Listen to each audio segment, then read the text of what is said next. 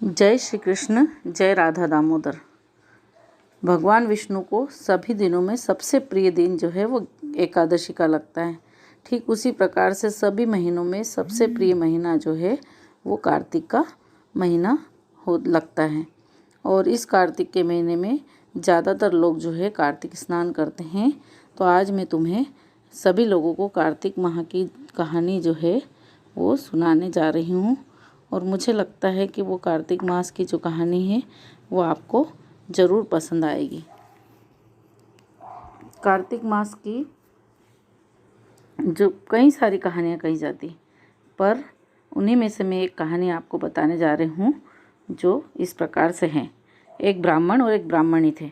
वो 7 कोस दूर गंगा जमुना स्नान करने जाते थे। रोज़ इतनी दूर आने जाने के कारण ब्राह्मणी जो थी वो थक जाती थी।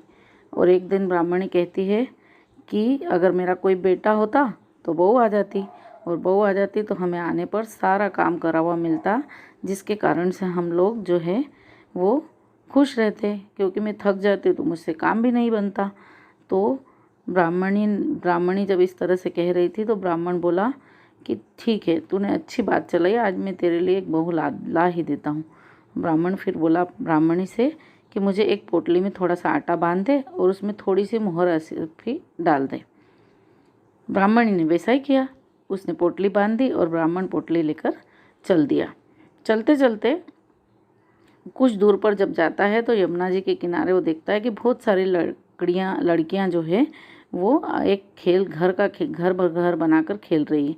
उनमें से एक लड़की बोलती है कि मैं तो अपना घर नहीं बिगाड़ूंगी, मुझे तो रहने के लिए घर चाहिए।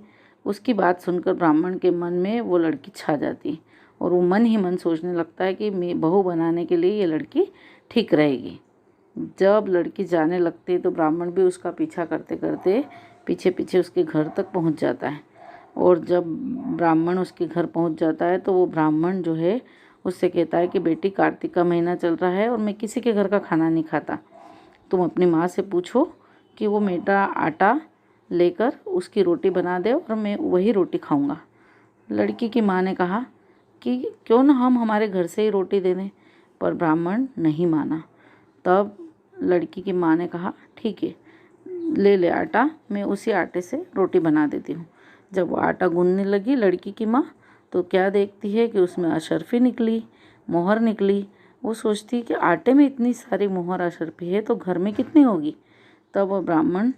जब वह ब्राह्मण रोटी खाने बैठा तो लड़की की माँ ने बोला कि तुम कहाँ जा रहे हो। तब ब्राह्मण बोला, मैं लड़के की सगाई करने जा रहा हूँ। फिर ब्राह्मण बोला कि मेरा लड़का तो काशी बनारस पढ़ने गया है, लेकिन अगर तुम कहो तो मैं खांड कटोरे से लड़की को ब्याह कर साथ में ले जाऊं। लड़की की माँ बोली ठीक है बाबा, और वह ब्राह्मण जो है वो उसकी लड़की को ब्याह कर घर ले आया। और घर आकर जो है बाहर दरवाजे के बाहर खड़ा होकर बोलने लगा कि रामू की माँ, दरवाज़ा खोल, देख मैं तेरे लिए बहू लेकर आया हूँ और आकर बहू का स्वागत कर।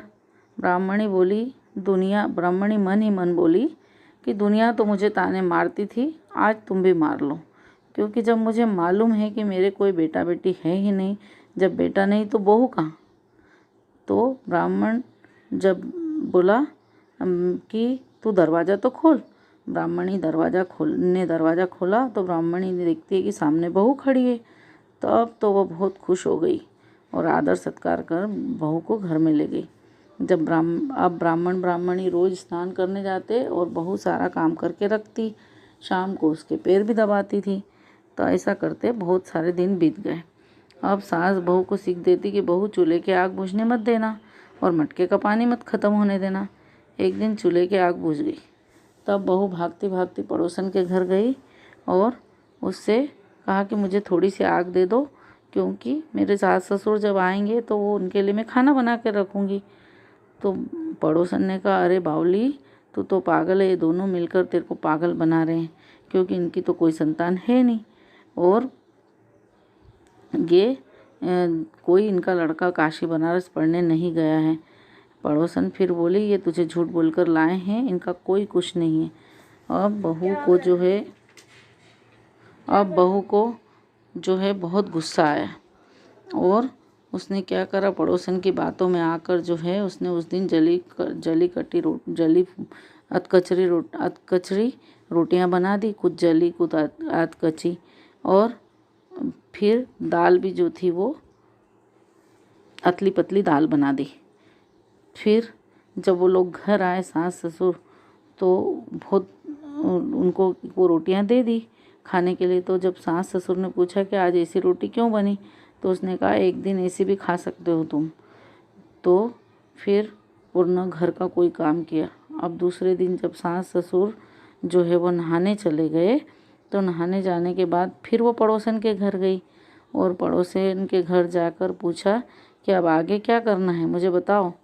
तो पड़ोसन ने उसको कहा कि तू तो एक काम कर, सातों कोठों की चाबी मांग ले। कोठे मीन्स कमरे। तो अगले दिन जब सास जाने लगी नहाने के लिए, तो बहू तो अड़ गई। उसने तो कहा मुझे सातों कोठों की चाबी चाहिए। बहू तो बहू ठहरी। उसने कहा ठीक है।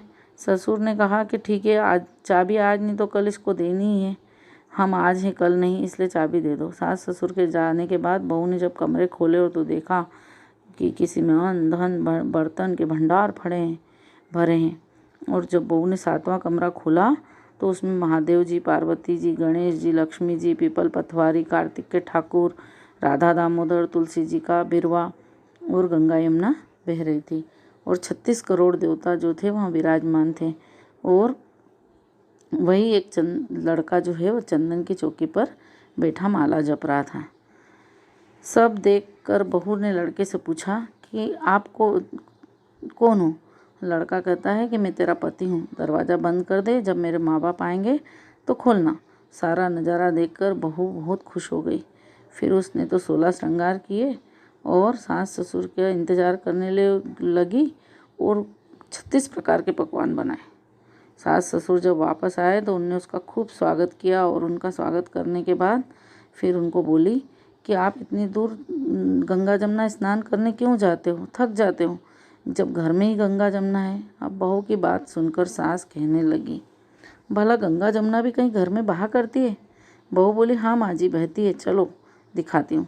उसने सातवां कोठा खोला तो उसमें देखती है लक्ष्मी, गणेश, महादेव, पार्वती और पीपल की पथवारी, तुलसी माता सब दिखी। और उसके साथ में कार्तिक के ठाकुर, राधा दामोदर और गंगा जमुना बह रही थी। 36 करोड़ देवता विराजमान थे। और वहीं पर चंदन का तिलक लगाए हुए एक जो चंदन की चौकी पर एक लड़का बैठा हुआ माला जप रहा था। माँ ने पूछा कि तू कौन है। लड़का बोला, माँ मैं तेरा बेटा हूँ। ब्राह्मणी बोली, तू कहाँ से आया है। लड़के ने कहा, मुझे कार्तिक देवता ने भेजा है। जब ब्राह्मणी कहने लगी कि बेटा ये दुनिया कैसे जानेगी कि तू मेरा बेटा है, तब बुढ़िया ब्राह्मणी ने विद्वान पंडितों से सलाह ली। तो उन्होंने कहा कि एक तरफ ब्राह्मण माँ खड़ी हो जाएगी और दूसरी तरफ जो है वो बेटा खड़ा हो जाएगा। और अगर ब्राह्मणी की छाती से दूध की धार निकले और उससे बेटे की दाढ़ी मूछ भीगे और पवन पानी से गठजोड़ा बंधे, तब ये जानेंगे कि ये बुढ़िया का बेटा है। तब ऐसा ही किया और ऐसा करने के बाद में एक तरफ ब्राह्मणी खड़ी हो गई, दूसरी तरफ बेटा खड़ा हो गया और दूध की धार निकली और उससे उसकी मूछें भीग गई बेटे की, और पवन पानी से बेटे बहू का गठजोड़ा बंध गया। तब ब्राह्मणी की खुशी का अंत नहीं रहा और वो बहुत खुश हुए। तो कार्तिक के ठाकुर और राधा दामोदर ने जैसा बाद में बहू बेटा सबको दिया, ऐसा सबको देना। जय राधा दामोदर, जय श्री कृष्ण, जय राधा दामोदर, जय श्री कृष्ण।